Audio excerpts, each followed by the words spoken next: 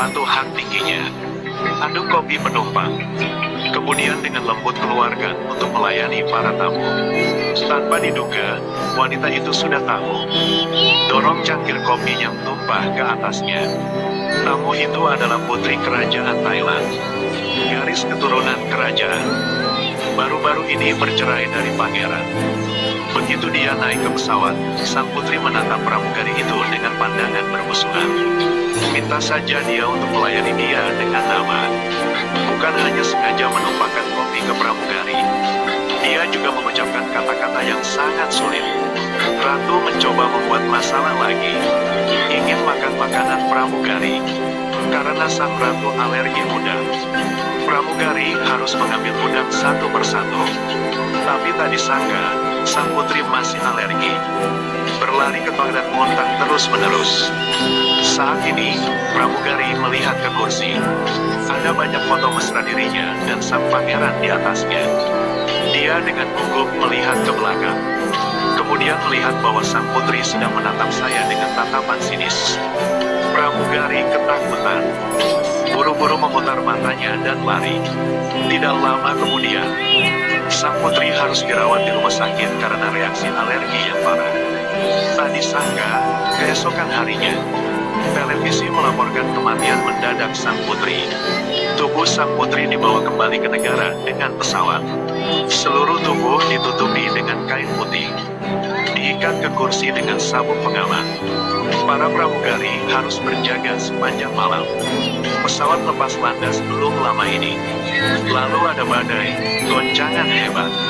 Tubuh tiba-tiba jatuh. Geser menuju kursi petugas.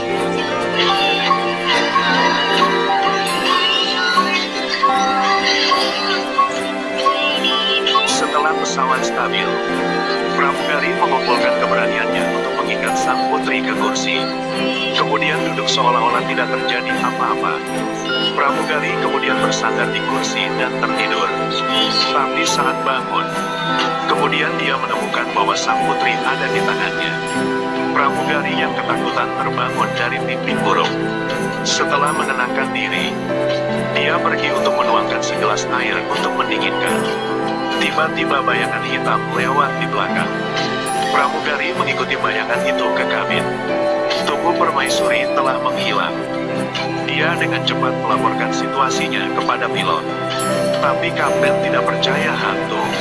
Setelah itu, terdengar suara batuk yang keras di toilet. Pramugari datang dengan gugup. Ketika mendorong pintu terbuka, tidak ada apa-apa di sana. Detik berikutnya, pesawat mulai bergoyang hebat. Pintu toilet langsung tertutup. Tidak ada yang bisa dibuka. Tiba-tiba, batuk kering terdengar dari belakang lehernya. Nyonya rumah tidak berani menoleh. Masih menggedor pintu dengan diam. Suara batuk itu semakin dekat dan dekat. Berada tepat di samping telinganya. Tepat detik terakhir, pelayan baru saja membuka pintu. Sang putri di kejauhan masih perlahan mendekat. Tiba-tiba, pelayan itu tidak tahan lagi. Dia menurunkan palunya, hancurkan jendela dan lompat keluar. Pilot mengira dia gila. Dia dengan cepat menghentikannya dan mengikatnya ke kursi. Tepat di depan tubuh raja. Pramugari menangis dan memohon. Tidak lama kemudian, batuk yang biasa mulai lagi. Raja pindah. Kapan itu perlahan jatuh. Dan setelah itu, setelah pesawat mendarat, staf datang ke kompartemen belakang. Lalu melihat pramugari menggenggam tangannya. Memukul di depan sang putri, kepalanya ditekuk ke belakang. Dilanjutkan dengan cerita kedua, orang di tengah. 3 pria sedang tidur di tenda. Tapi posturnya berbentuk segitiga. Tidak ada yang berani langsung tidur. Karena tadi malam mereka berempat. Pada saat itu, mereka menganggur tanpa melakukan apa-apa. Dan saling menceritakan kisah hantu di tengah malam. Katakan itu saat berkemah di hutan. Penyihir akan mengambil orang yang tergeletak di luar. Di sisi jauh tidak begitu percaya. Dia mengatakan jika saya berubah menjadi hantu, orang di tengah akan menjadi yang berikut menikmati bersamanya. Keesokan harinya, semua orang pergi berlayar bersama. Tak disangka, di tengah jalan ditemui arus deras. Gampangnya jatuh ke air. Akhirnya mereka bertiga sampai di darat. Hanya E yang tidak terlihat. Mereka mencari dengan sia-sia. Harus kembali ke tenda untuk beristirahat. Saat tidur, hanya memikirkan apa yang dikatakan E. Tak satu pun dari mereka berani tidur di tengah. Jadi harus menanggung bau kaki busuk. Tidur dalam segitiga. Tidak lama kemudian, mereka mendengar suara-suara di luar. Melangkah keluar dan lihat. Ternyata E sudah kembali. Saudaranya basah kuyup dan tidak mengatakan sepatah kata pun. Bahkan tidak bergerak saat tidur. Mereka bertiga merasa sedikit takut. Tarik satu sama lain keluar dari dudukan. Mereka berspekulasi bahwa E benar-benar mati. Dia hanya tidak mengetahuinya sendiri. Pada saat ini, Sin merasa sedikit kesal. Ingin pergi ke sungai untuk jalan-jalan. E tiba-tiba melangkah keluar dari tenda. Katanya mau ikut. Sin dengan gugup berjalan di belakangnya. Dia melihat air terus mengalir dari punggung E. Lehernya juga basah seperti habis mandi. Baru saja sampai di sungai. Tubuh E di sungai muncul ke permukaan. Sin takut mengambil celananya. Jalankan kembali ke tenda dengan kecepatan cahaya. Beritahu dua lainnya bagaimana E meninggal. Semua orang tampak gugup di luar tenda. Tapi saat berbalik, ketiga orang itu takut meninggalkan tenda dan melarikan diri. Sin karena berlari terlalu cepat. Sayangnya, dia tersandung dahan pohon dan jatuh. Pada saat ini, sesosok tiba-tiba mendekat. Sin memakai kacamatanya untuk melihat dengan jelas. Sin menoleh ketakutan dan lari. Beruntung melihat dua lainnya lagi. Mereka bergegas ke tepi sungai. Akan melarikan diri dengan perahu.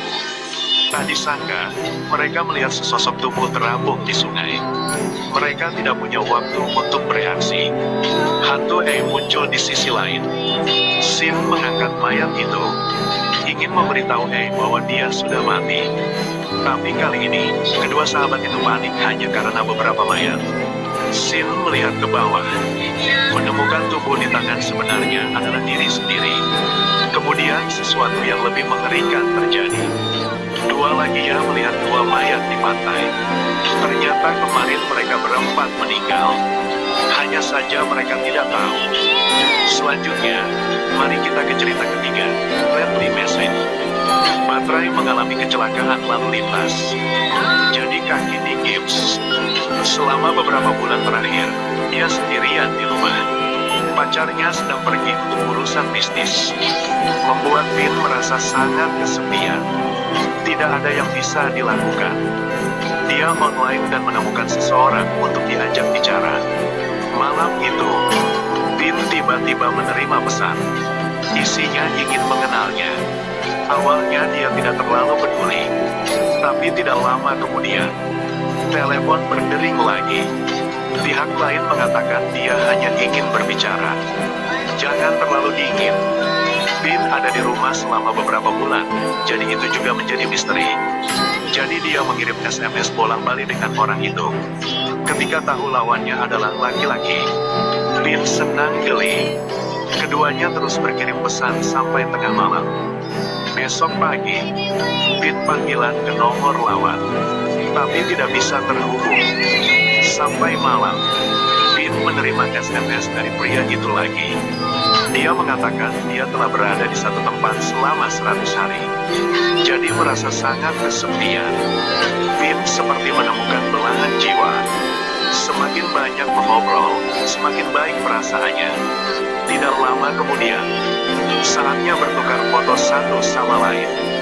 Vin membelai rambut dengan rapi, mengambil gambar dan mengirimkannya kepadanya. Tapi foto yang dia kirimkan kembali sudut lain dari fotonya sendiri. Vin mengira dia bercanda, tapi dia bilang dia ada di foto. Baru saja selesai berfoto dengannya, Vin stres melihat-lihat. Tentunya tidak ada orang lain yang bisa membuatnya merasa lebih aman. Tapi saat dia online, tidak sengaja membaca berita menakutkan. Seorang pria telah mati selama 100 hari. Keluarganya tidak ingin dia sendirian. Ponsel harus dikubur di peti mati, agar dia tetap berhubungan dengan keluarganya. Bin mengeluarkan ponselnya dan membaca pesan itu lagi. Melihat pria itu berkata berbaring diam selama 100 hari terlalu sepi. Dia tiba-tiba merasakan hawa dingin di punggungnya. Baterai diamati dengan cermat di sekitar ruangan. Tiba-tiba setelah itu, karena ketidaknyamanan kaki Gibbs, Bin kembali ke penggaris untuk mengeluarkan telepon. Tapi saat kembali, kemudian telepon tepat di depan. Bin tidak sempat panik. Kemudian menerima pesan dari pria itu. Dia tidak berani membaca. Segera matikan telepon dan buang ke samping. Tapi ponsel itu bergetar lagi. Bin dengan penasaran mengangkat telepon itu. Isi pesannya adalah, "Jangan matikan telepon." Sementara Bin ketakutan dan tidak tahu harus berbuat apa. Kemudian sebuah pesan masuk. Orang ini mengatakan dia ada di bawah. Akan mengunjunginya sekarang. Bin merangkak ke balkon. Tidak ada seorang pun di bawah. Tapi untuk keselamatan, dia masih mengunci pintu hanya untuk memastikan. Tapi tepat setelah itu, lampu di ruangan itu tiba-tiba padam.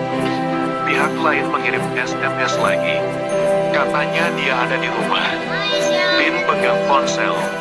Lihatlah siluet musuh di mana-mana. Tiba-tiba, pada saat Bin mati, dia masih tidak tahu kenapa pria itu menyakiti dia lagi. Pada 100 hari yang lalu, pria itu menerima kabar putus dari pacarnya. Untuk sesaat, dia tidak bisa berpikir dan bergegas menyusuri jalan. Langsung ke taksi tempat Bin duduk. Mobil tidak sempat mengelak, berguling-guling di langit. Itu sebabnya kaki Bin patah. Orang mati itu jatuh di sampingnya. Mata itu menatapnya. Tadi sangka, ketika dia meninggal, dia jatuh cinta dengan gadis Bin ini. Dunia lain juga ingin dia pergi bersamanya. Saya melihat ini. Pria ini sangat tidak sopan. Gara-gara kakinya patah duduk di satu tempat selama 100 hari. Pada akhirnya, karena dialah hidupnya tidak